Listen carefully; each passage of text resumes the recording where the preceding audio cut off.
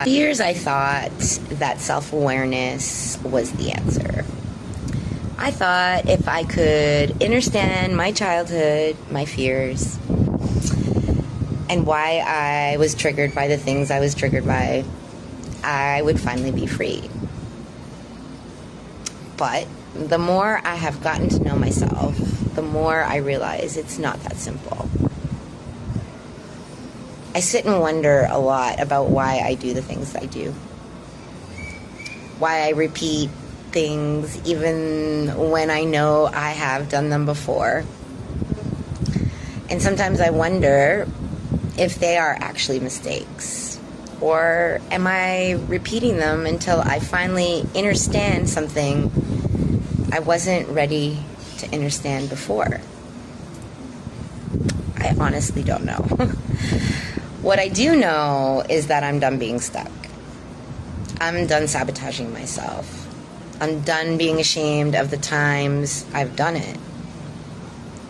I've sabotaged my career and ended up without a penny to my name. I've taken jobs I knew weren't right for me because they felt like the easier way out. For a long time, I carried a lot of shame about those choices, even though I kept repeating them throughout my life. So I am letting that go now. I don't just want to understand things intellectually. I want, and I am, working them out of my body and my subconscious. I want to be free of all of this. And I think that's really what this journey is about, or has been about for me. Trying to figure out what actually makes me feel free. Not what freedom is supposed to look like. Not what success is supposed to look like. But what it actually means to me. I think that's part of why Mexico has been so significant for me. When I moved to Playa del Carmen 5 years ago, I wasn't trying to escape myself. I was trying to find myself. Something inside of me knew I needed a different environment. I needed space, distance from everything familiar. It wasn't logical. It was intuitive. And being here has opened me up to different ways of healing. Somatic work, nervous system resets, sound healing sessions, meditation, binaural beats. Things that help me move beyond understanding myself intellectually.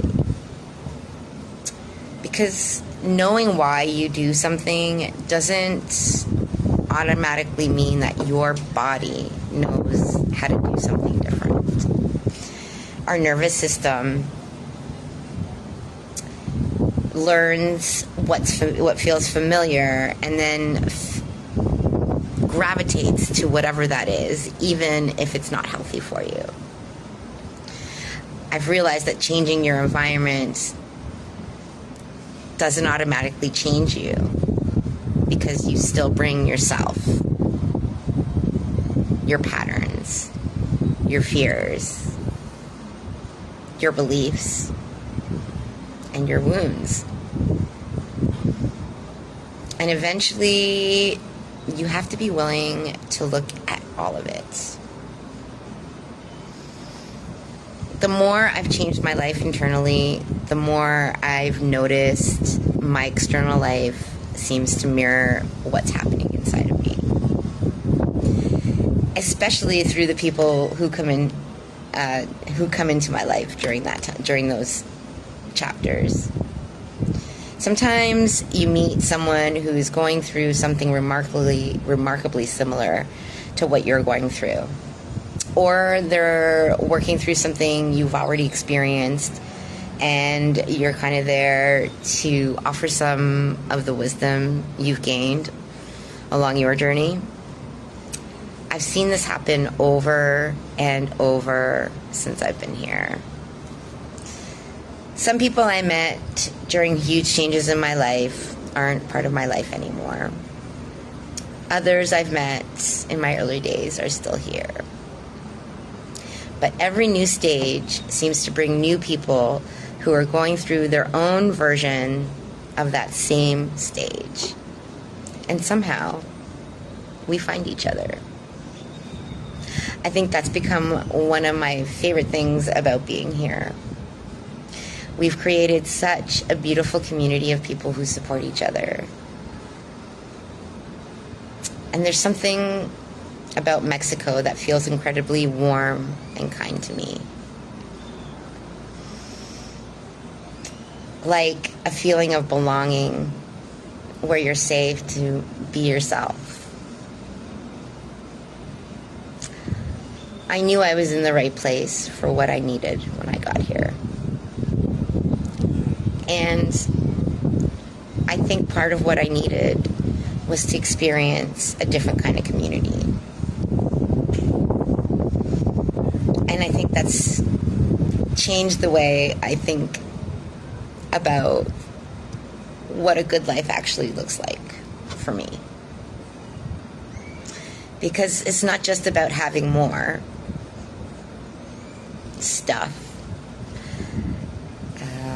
It's more about having connection, more time, more experiences, more space to actually be present for my own life.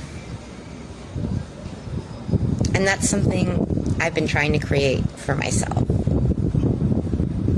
For the last 3 years, I've been responsible for creating my own income. Something I have never done before. I built a pet care business here. And in the last 6 months, I've been building a little bit of a baking business. I've created opportunities by connecting people and businesses. And I'm proud of that. Because I now know that I don't want to spend my life working a job I have no passion for just to pay my basic needs. I've done that. And I've realized that having the ability to create my own life is incredibly important to me. I remember what it felt like when most of my free time belonged to a job. When I had to ask permission to take a holiday.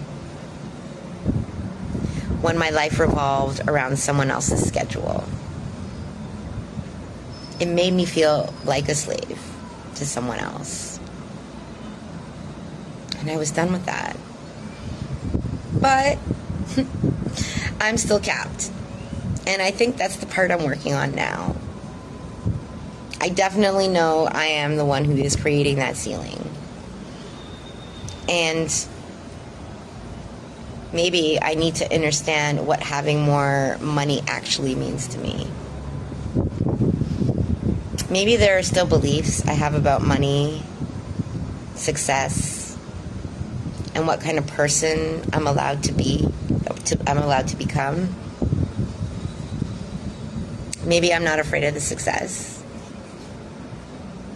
Maybe I'm afraid of what I think success will require me to become. And that's something I'm still figuring out.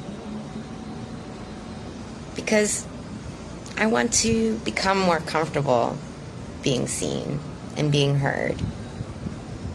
Allowing myself to fully blossom. So, that's what I'm figuring out now. I'm not trying to become someone else. I'm not trying to become more like myself. I'm questioning what is actually mine and what I was taught to want, what I believe, what I inherited, what freedom means to me, what success means to me. And what kind of life I actually want. I don't have all the answers, but for the first time, I feel like I'm asking myself the right questions. Maybe the life I've been looking for was never about fitting into the life I was told I should want. Instead, it's about creating the one that actually feels like mine. Thanks for being here. Until the next one, ciao for now.